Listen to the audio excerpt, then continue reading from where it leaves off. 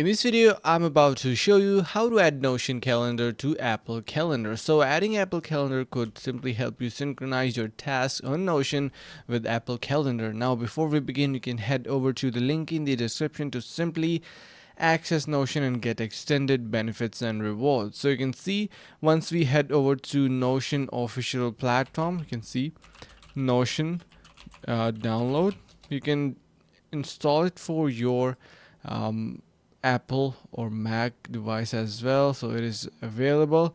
Now to connect your Google calendar is actually pretty easy. You can see we have this access calendar option, so you can connect any type of calendar in here. It is not specifically just based for Google Calendar, but you can do it your Apple Calendar as well. So this is something really easy and available right on the front of your dashboard. So I hope this helps. Make sure to subscribe and head over to the link in the description to download Notion today. Thanks so much for watching and stay tuned. See you in the next video.